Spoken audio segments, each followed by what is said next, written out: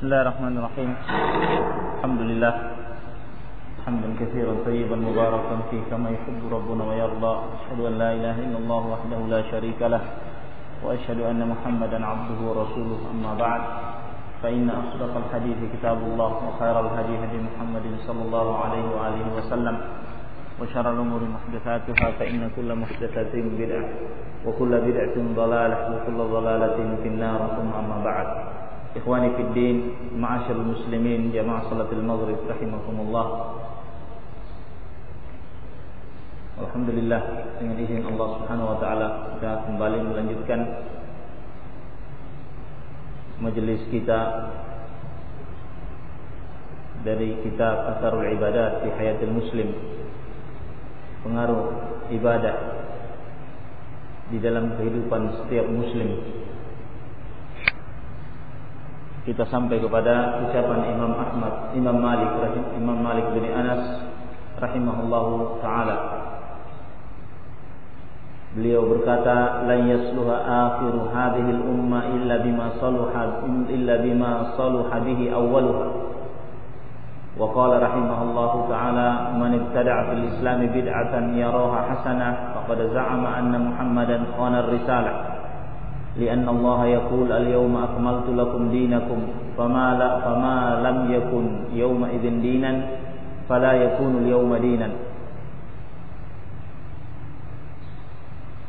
Kata Imam Malik rahimahullah, tidaklah baik akhir umat ini kecuali dengan sesuatu apa yang baik dengannya awalnya umat. Yang dimaksud adalah Rasulullah sallallahu alaihi wasallam dan para sahabatnya.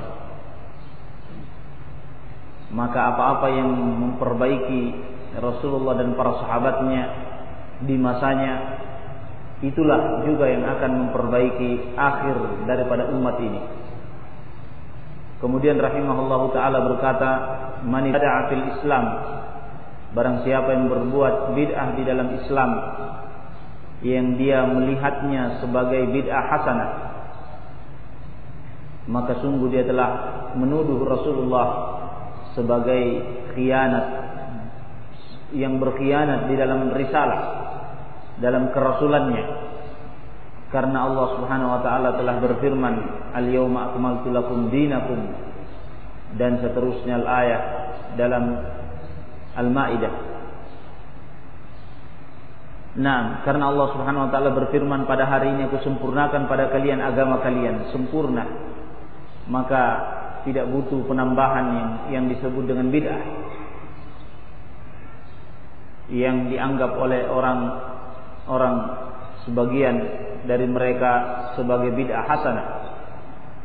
Karena yang demikian ini sama dengan menuduh Rasulullah sebagai pengkhianat atau berkhianat dari kerasulannya. Karena Allah telah menurunkan ayat tersebut yang paling terakhir turun, kemudian Rasulullah meninggal dunia. Maka apa-apa yang tidak termasuk agama pada hari ini, pada hari tersebut, yakni di zamannya Rasulullah dan para sahabat, fala yakunul yauma dinan, tidak akan menjadi agama pada hari ini. Apa-apa yang hari tersebut bukan suatu agama, maka pada hari ini tidak mungkin menjadi agama. Demikian pernyataan Imam Malik rahimahullahu taala. Kemudian Syekh Abdul Muhsin Al-Abbad hafizahullah berkata, melanjutkan keterangan beliau, "Wala yakfi an yaqula al-insan ana a'malu bihadzal amal wa illam ya'ti 'anil nabiy sallallahu alaihi wasallam li'anna qasdi thayyibun wa qasdi hasan." Wa dalilu ala hadha anna an-nabiy sallallahu alaihi wasallam lamma balaghahu anna rajulan min ashabihi al-kiram dhabaha udhiyatahu qabla salatil 'id qala lahu alaihi salatu wassalam syatuka syatu lahmin ay laysat udhiyah li'annaha lam taqa' tibqan lis-sunnati id inna sunnata an yabda'a dhabha al-adahi ba'da salatil 'id amma dhabhu qabla salati fa innahu yakunu fi ghairi waqtihi fala yu'tabar. Wal haditsu akhrajahu al-Bukhari wa Muslim.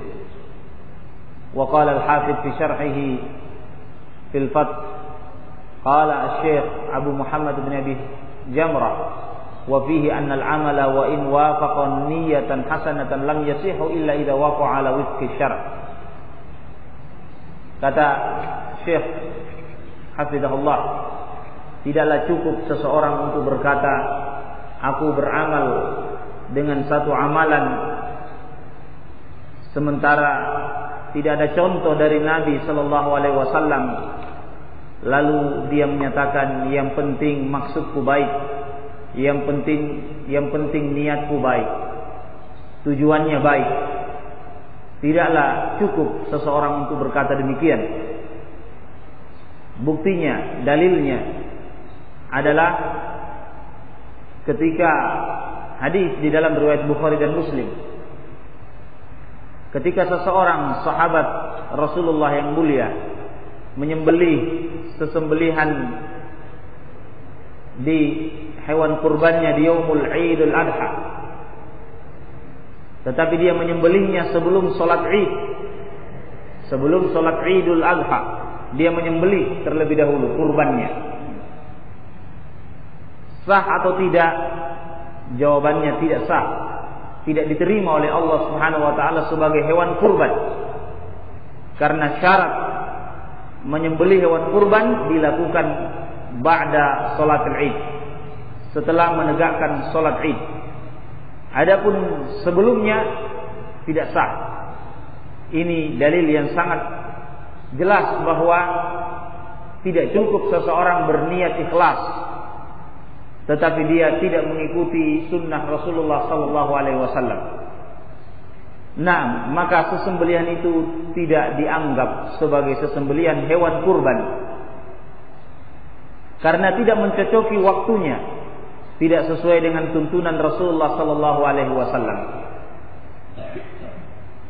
Nah, berkata Al-Imam Al-Hafidz Ibnu Hajar rahimahullah di dalam mensyarah hadis ini, di dalam syarah Sahih Al-Bukhari yang beliau beri nama kitabnya dengan Fathul Bari, beliau menukil ucapan Al-Imam Syekh Abu Muhammad bin Abi Jamrah. Al-Imam Abu Muhammad bin Abi Jamrah berkata, di dalam hadis ini mengandung makna bahwa amalan, suatu amalan in wafaqa niyatan hasanah, sekalipun niatnya baik, ikhlas, tetapi amalan itu tidak akan sah, tidak akan diterima oleh Allah Subhanahu wa taala illa idza waqa'a ala wifqi syara', kecuali kalau dia mencocoki syariat, yakni mencocoki sunnah Rasulullah sallallahu alaihi wasallam.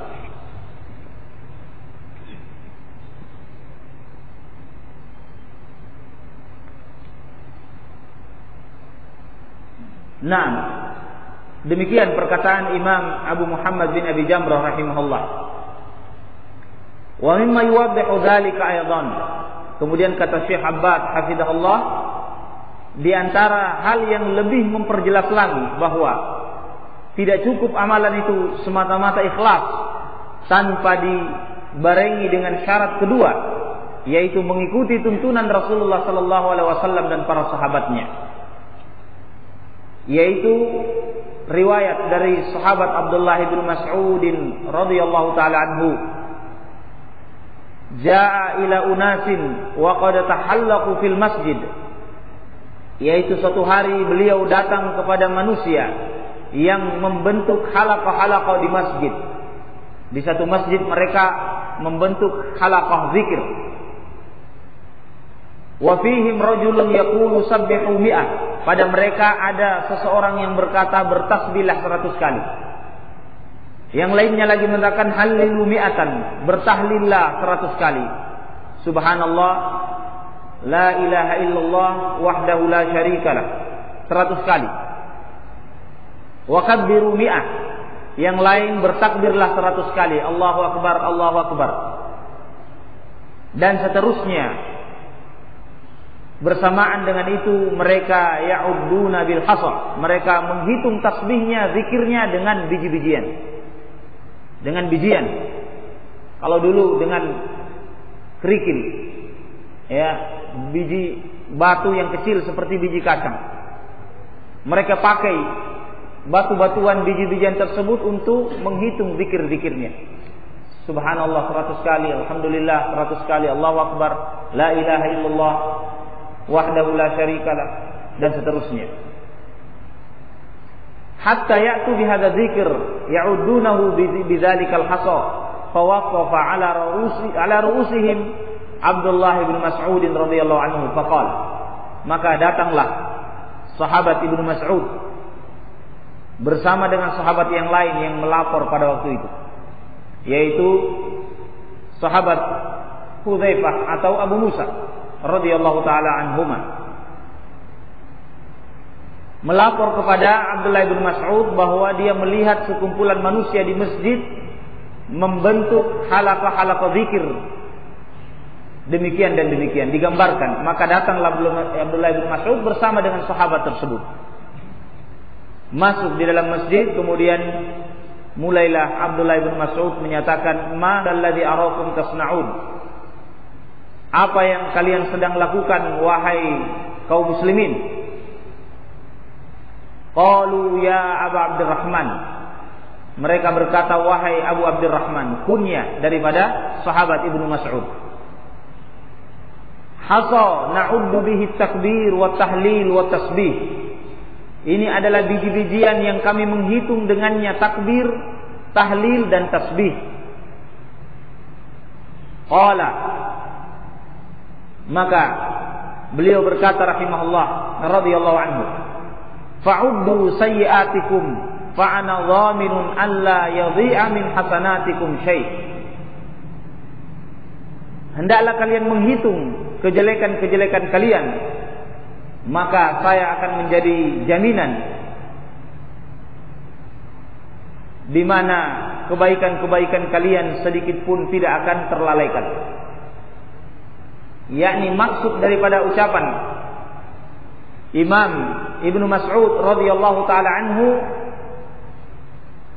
yakni muhasabah, introspeksilah kejelekan-kejelekan yang kalian lakukan atau amalan-amalan yang kalian lakukan, lihatlah terlebih dahulu apakah itu sesuai dengan tuntunannya Rasulullah, sehingga itu menjadi kebaikan yang tidak akan disia-siakan oleh Allah pahalanya, atau itu adalah kejelekan sekalipun niat kalian baik tetapi tidak dibangun di atas tuntunan sunnah Rasulullah dan para sahabatnya. Maka hitunglah kejelekan-kejelekan kalian, saya akan menjadi jaminan, akan menjamin bahwa kebaikan-kebaikan kalian tidak akan dilalaikan oleh Allah Subhanahu wa taala. Waihakum ya ummata Muhammadin. Kemudian beliau melanjutkan ucapannya, celaka kalian wahai umat Muhammad, yakni wahai kaum muslimin, celaka kalian, ma asra'a halakatakum, alangkah cepatnya kerusakan, kejelekan yang terjadi pada diri kalian. Haula'i sahabatu nabiyikum Muhammad sallallahu alaihi wasallam mutawafirun wa hadhihi thiyabuhu lam tabla wa aniyatuhu lam tuksar. Inilah para sahabat Nabi sallallahu alaihi wasallam, yakni para senior sahabat Rasulullah, mutawafirun, masih berkeliaran, masih hidup bersama kalian. Wa hadhihi thiyabuhu lam tabla, dan inilah pakaian Rasulullah belum punah dan gelas-gelasnya belum pecah, yakni Rasulullah baru meninggal dunia, belum lama. Walladzi nafsi biyadihi, demi jiwaku, demi yang jiwaku berada di tangannya, yakni di tangan Allah Subhanahu wa taala. Innakum la'ala millatin hiya ahda min millati Muhammadin sallallahu alaihi wasallam au muftatihu babi dhalalatin. Demi yang di mana jiwaku berada di tangannya, sesungguhnya kalian benar-benar di atas agama yang lebih lurus daripada agamanya Nabi Muhammad sallallahu alaihi wasallam. ataukah kalian membuka pintu-pintu kesesatan? Hanya dua pilihan. Dengan amalan-amalan zikir kalian ini, dengan cara-cara kalian ini adalah agama, cara yang lebih lurus daripada agamanya Nabi Muhammad sallallahu alaihi wasallam. Ini satu hal yang tidak mungkin, mustahil kalian berada di atas agama yang lebih lurus daripada agamanya Nabi Muhammad. Berarti tidak ada pilihan lain. Pilihan yang kedua adalah kalian dengan amalan cara-cara seperti ini adalah berada pada pintu-pintu kesesatan. Ini ucapan sahabat Rasulullah sallallahu alaihi wasallam yang senior setelah meninggalnya Rasulullah, Abdullah bin Mas'ud radhiyallahu taala anhu. Kemudian kaum muslimin, kumpulan manusia tersebut kembali berkata, "Wallahi ya Aba Abdurrahman, ma aradna illa al-khair." Demi Allah, wahai sahabat Abu Abdurrahman Ibnu Mas'ud, tidaklah kami inginkan dengan perbuatan ini melainkan ikhlas, karena Allah menginginkan pahala kebaikan dari Allah dengan zikir-zikir seperti ini. Kembali dijawab oleh sahabat Ibnu Mas'ud, "Wa kam min muridin lil khairi la yusibahu." Berapa banyak wahai kaum muslimin orang-orang yang ikhlas di dalam amalannya menginginkan kebaikan, pahala dari Allah, tetapi la yusibahu, dia tidak mendapatkan sedikit pun pahala tersebut. Apa sebabnya ma'asyiral muslimin? Karena dia tidak memenuhi syarat yang kedua, yaitu mengikuti cara tuntunan Rasulullah sallallahu alaihi wasallam dan para sahabat-sahabatnya, sehingga amalan itu tertolak. Hadis ini dikeluarkan oleh Imam Ad-Darimi di dalam sunannya rahimahullah, dan disahihkan oleh Syekh Al-Albani di dalam silsilah sahihahnya pada nomor hadis yang ke-2005. Naam, hadis ini semakin menguatkan apa yang disabdakan oleh Rasulullah di dalam hadisnya yang lain, juga dalam riwayat Bukhari dan Muslim dari Aisyah radhiyallahu taala anha yang telah terdahulu kita bacakan. "Man 'amila 'amalan laisa 'alaihi amruna fahuwa raddun. Man ahdatsa fi amrina hadza ma laisa minhu fahuwa raddun." Siapa yang beramal dengan satu amalan tidak ada tuntunannya dari kami di sini adalah Rasulullah dan para sahabatnya, tertolak amalan tersebut. Siapa yang menciptakan amalan yang baru yang tidak ada contoh dari kami, Rasulullah dan sahabatnya, maka tertolak amalan tersebut. Ay mardudun ala sahibi, yakni kembali kepada pelakunya, tidak sampai kepada Allah tabaraka wa taala.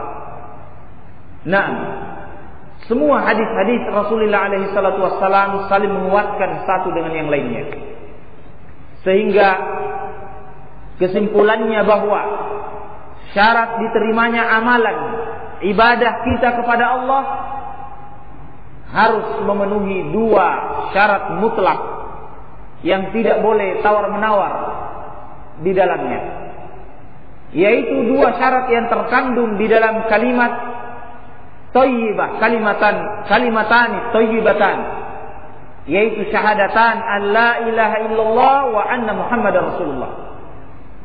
Syahadat la ilaha illallah adalah syarat yang pertama, harus ikhlas karena Allah subhanahu wa ta'ala semata, menginginkan pahala perjumpaan kepada Allah, menginginkan surga dari Allah. Kemudian syarat yang kedua adalah terkandung dalam persaksian wa anna muhammadan abduhu wa rasuluh, yaitu harus mengikuti, tunduk kepada tuntunan dan aturan Rasulullah alaihi salatu wassalam dan para sahabat-sahabatnya. Barulah amalan ibadah kita akan diterima oleh Allah subhanahu wa ta'ala. Barang siapa yang menggugurkan salah satu syarat dari dua syarat tersebut, maka tidak akan diterima oleh Allah. Tidak diterima oleh Allah subhanahu wa ta'ala. Ikhlas tetapi tidak mengikuti tuntunan Rasulullah tidak akan diterima. atau mengikuti tuntunan Rasulullah tetapi tidak ikhlas, juga tidak akan diterima. Maka ini timbangannya agar seluruh amalan-amalan kita, ibadah-ibadah kita sampai kepada Allah dan menjadi tabungan kita di yaumul akhirah, yaitu harus berdasarkan atau berlandaskan kitabullah dan sunnah Rasulnya sallallahu alaihi wasallam. Oleh karena itu beliau menyatakan, taraktu fikum amrayn lan tadhillu ba'dahuma, kitabullah wa sunnati. Aku tinggalkan pada kalian dua perkara, kalian tidak akan tersesat selama-lamanya, yaitu kitabullah Al-Quranul Karim dan sunnahku, yaitu sunnahnya Rasulullah dan para sahabat-sahabatnya. Nah, oleh karena itu Allah Subhanahu wa taala sangatlah banyak menyebutkan syarat yang kedua ini di dalam kitabullah, di dalam Al-Quran, di dalam firman-firmannya, yaitu wajibnya mengikuti tuntunan Rasulullah dan para sahabatnya. Nah, di antaranya adalah firman Allah di dalam surat An-Nisa pada ayat ke-115. Allah Subhanahu wa taala berfirman, "Wa may yushaqiqir rasula min ba'di ma tabayyana lahul huda wa yattabi' ghayra sabilil mu'minin nuwallihi ma tawalla wa nuslihi jahannam wa sa'at masira." Barang siapa yang menentang Rasulullah setelah jelas petunjuk kepadanya, Rasulullah telah memberikan petunjuk, ini jalan yang benar, ikuti. Dia menyempal, bahkan dia menentang. Barang siapa yang berbuat demikian, yushaqiqur rasul min ba'di ma tabayyana lahul huda, setelah jelas padanya. Kemudian juga yang kedua, wa yattabi' ghayra sabilil mu'minin. Dia mengikuti jalannya selain jalannya kaum mukminin. Siapa kaum mukminin yang bersama dengan Rasulullah? Tidak lain dan tidak bukan yang dimaksudkan oleh Allah Tabaraka wa taala adalah sahabat-sahabat Rasulullah sallallahu alaihi wasallam. Tidak mungkin musyrikin, tidak mungkin kaum kafirin, tidak mungkin yang lainnya. Pasti yang dimaksudkan oleh Allah adalah para sahabat Rasulullah alaihi salatu wassalam. Jadi menentang petunjuk Rasulullah dan mengikuti selain jalannya para sahabat. Apa ancamannya Allah? Nuwallihi ma tawalla. Kami akan palingkan dia ke arah mana dia ingin berpaling. Yakni akan dicampakkan oleh Allah Subhanahu wa taala. Dan akan berakhir wa nuslihi jahannam wa sa'at masira. Akan kami cemplungkan ke dalam neraka jahannam, sejelek-jelek tempat kembali. Ancaman Allah yang dahsyat, yaitu tidak mau mengikuti tuntunan Rasulullah dan tuntunannya para sahabat-sahabatnya di dalam berislam. Ancamannya adalah neraka waliyadzubillah. Ini menunjukkan syarat yang kedua yang harus dipenuhi oleh seluruh kaum muslimin wal muslimat dalam berislam. Nah, kata-kata dalam berislam yakni dalam segala aspek kehidupan Islam, dalam ibadahnya, akidahnya, dakwanya, hukum-hukumnya, semuanya harus mengambil tuntunan dari Rasulullah dan para sahabatnya. Kemudian juga firman Allah Subhanahu wa taala di dalam surat Taubah pada ayat yang ke-100. As-sabiquna al-awwaluna minal muhajirin wal ansar walladzina ittaba'uuhum bi ihsan radhiyallahu anhum wa radu an a'adda lahum jannatin tajri tahtaha al-anhar khalidina fiha. Orang-orang yang terdahulu masuk ke dalam Islam dari kalangan sahabat muhajirin wal ansar. Sahabat muhajir adalah sahabat-sahabat Rasulullah yang berasal dari Makkah.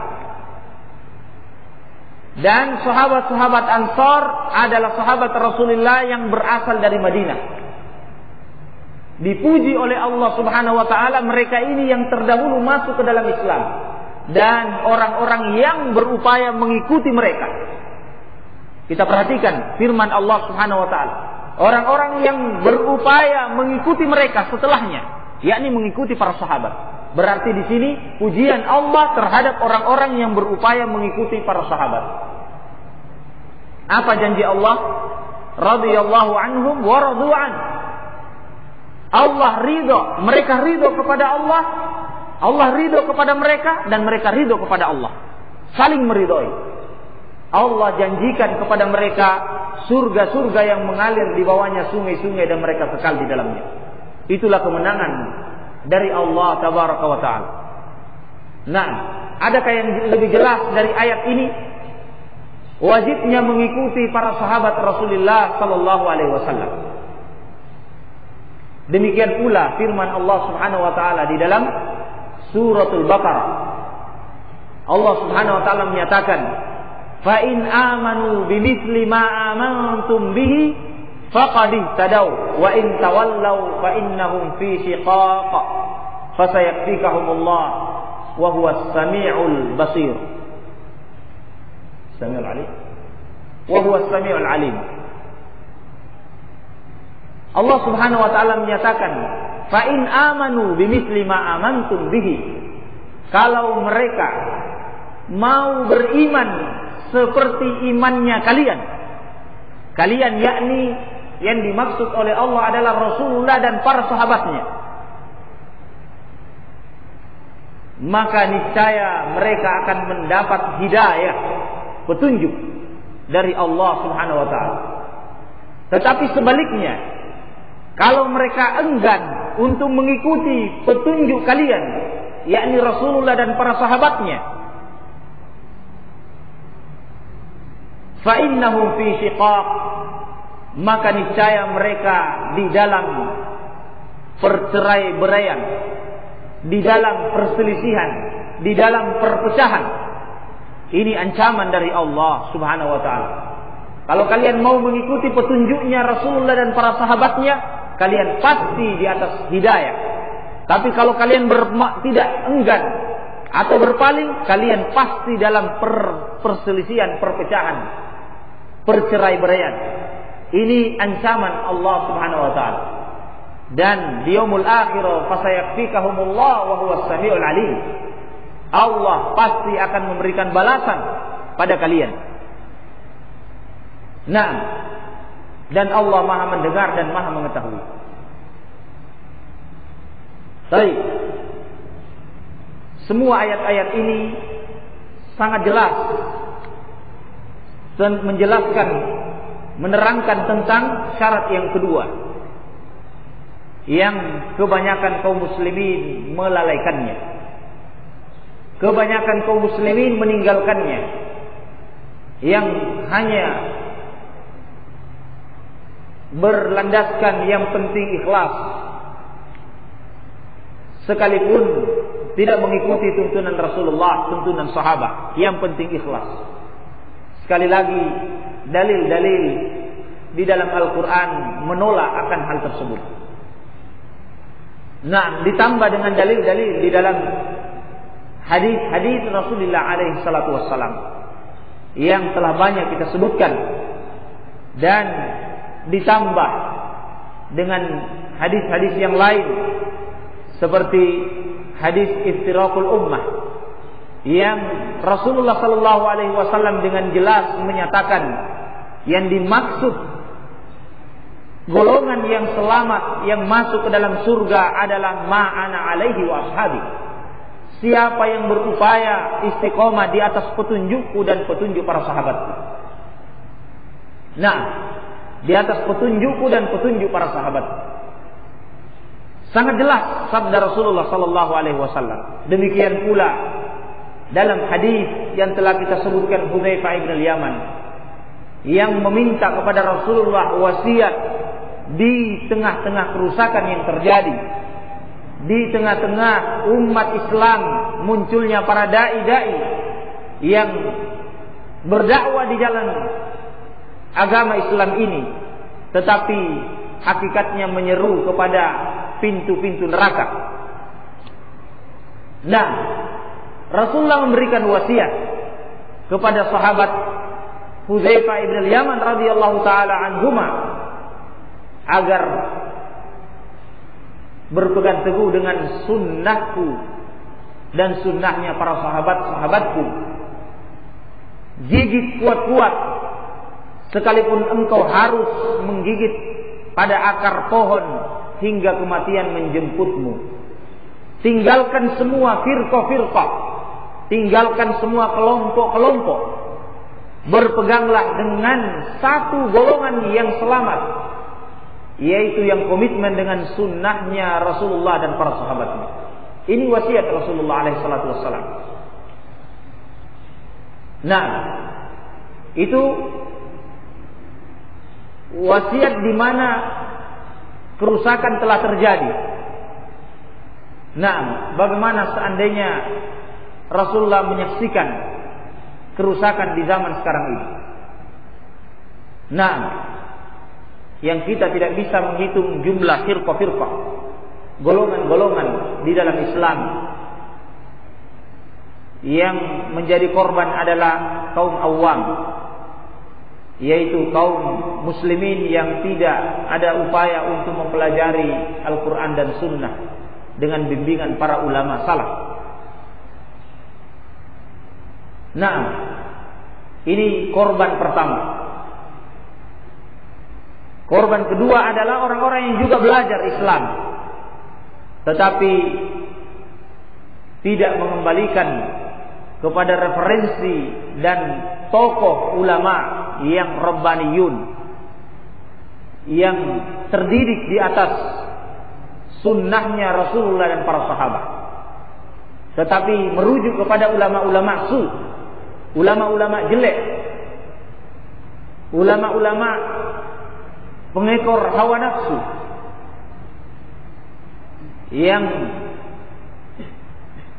beramal sesuai dengan akal dan perasaan, tidak merujuk kepada ulama-ulama salaf yang terjamin ilmu mereka, yaitu sahabat tabi'in, tabi'in yang direkomendasi oleh Rasulullah alaihi salatu wassalam di dalam sabda beliau, khairun nasi qarni thumma alladhina yalunahum thumma alladhina yalunahum.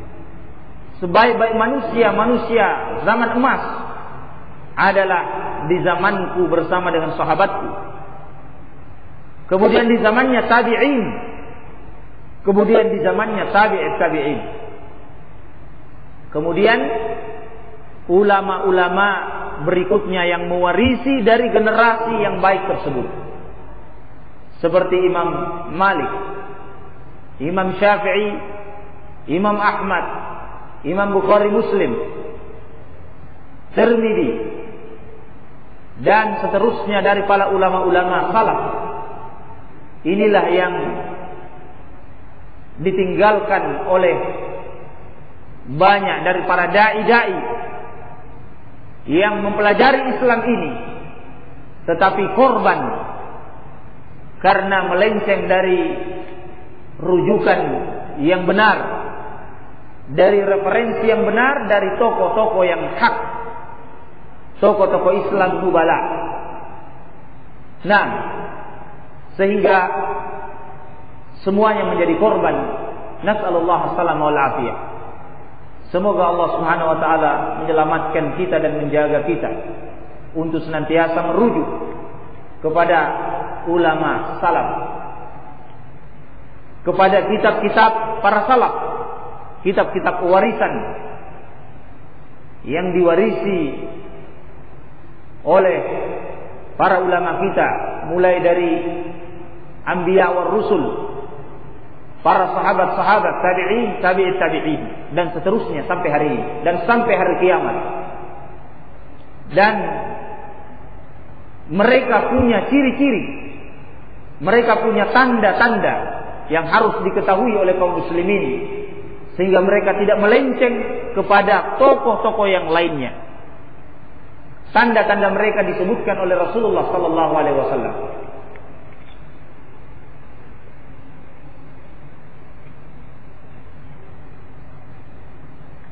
Tanda-tanda mereka, ciri-ciri mereka disebutkan oleh Rasulullah sallallahu alaihi wasallam. Di dalam hadis Abdullah bin Umar radhiyallahu taala anhuma, kata Rasulullah yang diriwayatkan Imam Ahmad, Imam Abu Daud dan selainnya, yahmilu hadzal ilm min kulli khalafin uduluhu yanfuna anhu tahrifal ghalin wa intihalal mubtilin wa ta'wilal jahilin. Akan membawa ilmu Islam ini dari setiap generasi orang-orang yang adilnya mereka, para ulama-ulama yang adil, memiliki sifat keadilan. Ciri-cirinya kata Rasulullah, yanfuna anhu tahrifal ghalin. Yang pertama, selalu membantah penafsiran orang-orang yang berlebih-lebihan di dalam agama ini, gulu. Nah, seperti ulama-ulamanya kaum Nasrani, berlebih-lebihan di dalam agama mereka, membangun, beramal di atas agamanya tanpa ilmu, gulu. Maka para ulama membantah berlebih-lebihannya mereka ini. Nah, misalnya mengangkat Rasulullah pada melebihi tingkat, melebihi tingkat kemanusiaan beliau, mencapai tingkat ketuhanan. Ini banyak dari tokoh-tokoh Islam, tokoh-tokoh sufi maksudnya, yang dianggap sebagai tokoh-tokoh Islam, tarekat-tarekat sufiyah, mengangkat diri Rasulullah sebagaimana kaum Nasrani mengangkat Nabi Isa alaihissalam menjadi anaknya Tuhan. Rasulullah diangkat demikian pula sebagai cahaya Allah yang beliau mengetahui perkara-perkara gaib. Dengan cahaya dialah tercipta langit dan bumi. Naam, dipuji-puji bahwa segala perbendaharaan langit dan bumi ada di tangan Muhammad sallallahu alaihi wasallam. Dia mengetahui apa yang tercatat di Lauhil Mahfuz dari takdir yang dirahasiakan oleh Allah. Ini berlebih-lebihan. Sebagaimana tokoh sufi terbesar yang dikenal dengan Imam Al-Busiri, yang memiliki kitab-kitab, tulisan-tulisan, seperti kitab yang paling terkenal adalah Al-Burdah, yang diterjemah dan dibaca oleh kaum muslimin. Salawat-salawat puji-pujian kepada Nabi Muhammad sallallahu alaihi wasallam. Nah, akhirnya dijadikan kaum muslimin sebagai sandaran. Seperti pula Barzanji, bahkan dijadikan acara-acara ritualnya kaum muslimin. Dibaca Barzanji itu yang puji-pujian kepada Nabi Muhammad berlebihan sampai mencapai tingkat ketuhanan, sebagaimana kaum Nasrani memuji Nabi Isa alaihissalam. Oleh karena itu Rasulullah menyatakan, la tatruni kama ataratin Nasara Isa bin Maryam. Jangan kalian mengangkat aku berlebih-lebihan sebagaimana kaum Nasrani berlebih-lebihan kepada Nabi Isa alaihissalam. Tetapi katakanlah aku adalah Abdullah wa Rasuluh, hamba Allah dan Rasulnya. Maksudnya hamba Allah, beliau tidak boleh disembah, tidak boleh diangkat pada derajat ketuhanan. Dan maksudnya Rasul Allah adalah kita muliakan, kita hormati dan kita agungkan beliau sebagai Rasul Allah. Berbeda dengan manusia yang lainnya yang bukan Rasul, bukan Nabi. Demikian pula Nabi Isa, Abdullah wa Rasuluhu, sama dengan Rasulullah, sebagai hamba dan Rasul Allah. Tidak boleh berlebih-lebihan.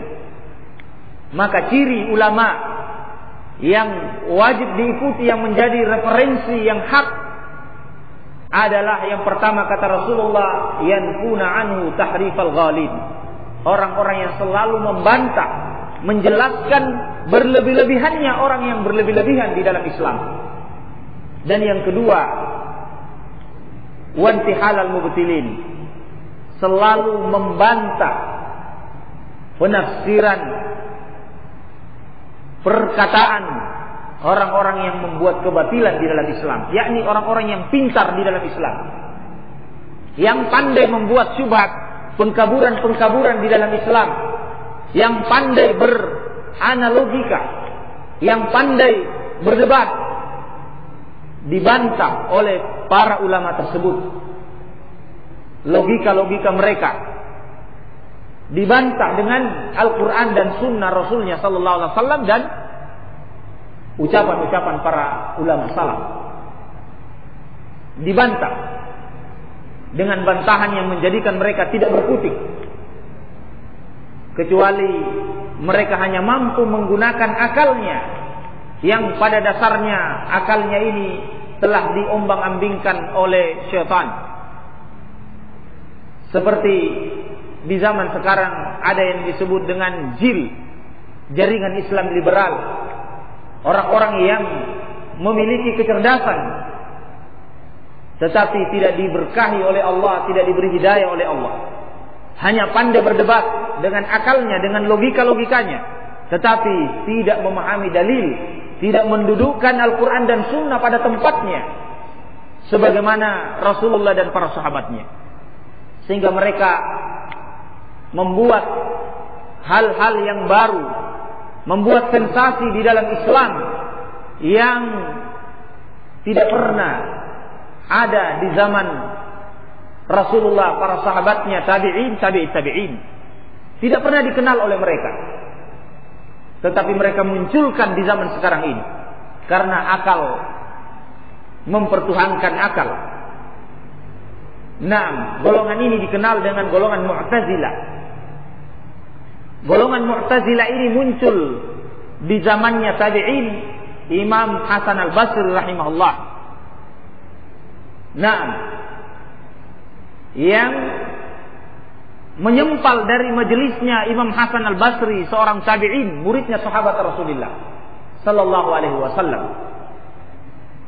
karena tidak sesuai dengan akalnya di dalam menafsirkan firman-firman Allah dan hadis-hadis Rasulullah, sehingga dia menyempal dan keluar dari jamaahnya Imam Hasan al-Basri, tidak setuju dengan pemahaman Imam Hasan al-Basri, sehingga digelarilah dengan Mu'tazilah, i'tizal, memisahkan diri. Nah, sehingga sampai di zaman sekarang ini, di zaman kita ini, berkembang golongan Mu'tazilah ini, yaitu orang-orang yang mempertuhankan akalnya, seperti jaringan Islam liberal yang hanya mempelajari filsafat, naudzubillah, sehingga muncul keanehan-keanehan menyatakan bahwa perempuan itu tidak wajib berjilbab. Jilbab itu hanya adat istiadatnya Arab. Kalau seandainya Islam ini turun di Amerika, maka adat Islam ini adalah berlevi's atau bercelana ketat bagi para wanita. Nauzubillah. Ini omongannya mereka. Dan yang saya dengarkan langsung, bahkan saya lihat langsung di perdebatan antara seorang yang mengaku ahlus sunnah di Jakarta sana, di kampus IAIN Jakarta, yang kemudian disertai dengan tepuk tangan, waliyadzubillah. Nah, majelis yang tidak diberkahi oleh Allah. Nah, seorang yang mengaku ahlus sunnah kemudian mengajak berdebat dengan JIL, jaringan Islam liberal, yang pimpinannya adalah ulil absar, yang lebih tepat digelari dengan ulil a'ma, orang yang buta, bukan orang yang melihat. Ulil absar adalah orang yang melihat, lebih tepat ulil a'ma. Bersama dengan kawannya Muhammad Ghazali MA, di dalam debat itu dia mempermainkan agama Allah, yang kemudian disertai dengan tepuk tangan oleh para pemuda Islam, para mahasiswa-mahasiswi, dengan menyatakan bahwa jilbab itu tidak wajib, perempuan itu wajib hanya menutup kemaluannya saja, segitiga saja, itu yang wajib. Berarti keluar di tengah jalan dengan hanya memakai segitiga itu boleh di dalam Islam. Itu jelas dia menyatakan demikian. Nah, kemudian disertai dengan tepuk tangan. Apakah berpahala orang ini yang si ahlus sunnah ini tadi, yang mau berdebat dengan orang-orang rusak akalnya seperti ini? Nah, tentu dia juga mendapatkan dosa, karena dipertontonkan di tengah keramaian yang menimbulkan fitnah. Debat yang seperti ini dicela oleh Allah di dalam Al-Quran. Allah katakan, la yujadilu fi ayatillah illa alladziina kafar. Tidak boleh membantah-bantahkan ayat-ayat Allah melainkan orang-orang kafir. Nah, ini majelis debat yang membantah-bantahkan ayat-ayat Allah dengan jelas. Jilbab tidak wajib, hanya memakai segitiga. Kenapa engkau tidak perintahkan ibumu untuk keluar di jalan memakai segitiga saja? Karena itu boleh di dalam Islam. Coba suruh ulil absar itu, suruh Al-Ghazali itu, untuk ibunya keluar di jalan raya memakai segitiga saja, mau enggak? Insya Allah fitrahnya tidak mau. Jangan berbicara dalil, bicara tentang fitrah itu sudah salah. Apalagi berbicara dalil dalam Al-Quran dan Sunnah. Ditambah lagi omongannya bahwa mempermainkan ayat Allah. Dalam surah As-Sajdah, Allah Subhanahu wa taala menyatakan yafsilu bainakum fima ikhtalafu fihi, yafsilu bainakum yaumal qiyamati fima ikhtalafu fihi. Allah yang memutuskan perselisihan kalian di yaumul qiyamah nanti. Dia mempreteli ayat ini dengan menyatakan bahwa ini menunjukkan perselisihan di dunia ini tidak ada yang tahu siapa yang benar, siapa yang salah. Hanya bisa diketahui di yaumul qiyamah berdasarkan firman Allah ini. Coba. Naudzubillah, kalau begitu apa fungsinya Allah menurunkan Al-Quran? Apa fungsinya Allah menurunkan Al-Quran di dunia ini melalui Jibril kepada Rasulullah SAW? Kalau memang kebenaran tidak bisa diketahui di dunia ini, hanya di yaumul qiyamah bisa diketahui. Berarti gugur Al-Quranul Karim. Coba, ini omongan kufur, naudzubillah, yang langsung di tengah-tengah keramaian dipersaksikan oleh manusia yang banyak, mahasiswa-mahasiswi, dan disoting, setelah itu disebarkan kaset-kasetnya, CD-nya. La haula wala quwata illa billah. Ini ciri ulama Ahlus Sunnah wal Jamaah sampai hari ini. Ciri yang kedua adalah selalu membantah orang-orang yang seperti ini yang membuat kebatilan-kebatilan di dalam Islam, sekalipun mereka ini orang-orang pintar. Ciri yang ketiga yang disebutkan Rasulullah adalah yanfuna anhu ta'wil al-ghalin, ta'wil al-jahilin. Selalu meluruskan penafsirannya orang-orang yang bodoh, orang-orang yang jahil. Ini tugasnya juga para ulama. Nah, banyak orang-orang bodoh, jahil terhadap Islam, tapi berbicara dengan agama Islam ini, berfatwa kiri kanan, tidak ada dalil. Nah, ulama kita, ulama Ahlus Sunnah yang hak ini cirinya, mereka selalu meluruskan, membenarkan penafsirannya orang-orang yang bodoh ini. Nah, jadi jelas sabda Rasulullah alaihi salatu wassalam bahwa yang menjadi korban adalah yang pertama orang-orang yang bodoh, jahil, terombang-ambing dengan fitnah karena tidak memahami Al-Quran dan Sunnah berdasarkan pemahaman para ulama salaf.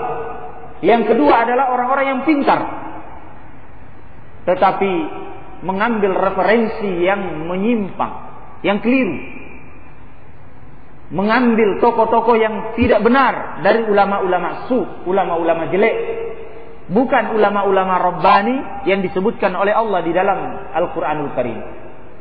Kunu rabbaniyina bima kuntum tuallimuna al-kitaba wa bima kuntum tadrusun. Jadilah kalian, kata Allah, menjadi ulama-ulama rabbaniyin yang memberikan rabbani, yakni yang mendidik umat, mentarbiyah umat dengan tarbiyah yang benar sesuai tuntunan Allah dan Rasulnya. Kunu rabbaniyin bima kuntum, karena sebab tuallimunal kitabah, karena sebab kalian mengajarkan Al-Qur'anul Karim. Wa bima kuntum tadrusun, karena sebab kalian mempelajarinya, mengajarkan, mempelajari dan mengajarkannya. Inilah ulama rabbani yang dimaksudkan oleh Allah, bukan ulama su, ulama yang tidak punya rasa takut kepada Allah Subhanahu wa taala. Wallahu taala a'lamu bissawab. Mudah-mudahan bermanfaat, lebih kurangnya saya mohon dimaafkan. Kita lanjutkan pada pertemuan selanjutnya. Kita akhiri dengan kafarah majelis. Sudah waktu salat Isya. Sudah azan? Mas, baik. Kita akhiri dengan kafarah majelis. Subhanakallahumma wa bihamdik, asyhadu an la ilaha illa anta, astaghfiruka wa atubu ilaik. Insyaallah taala soal-soal ini kita jawab pada pertemuan berikutnya. Nah. Subhanakallahumma wa bihamdik, asyhadu an la ilaha illa anta, astaghfiruka wa atubu ilaik. Assalamualaikum warahmatullahi wabarakatuh.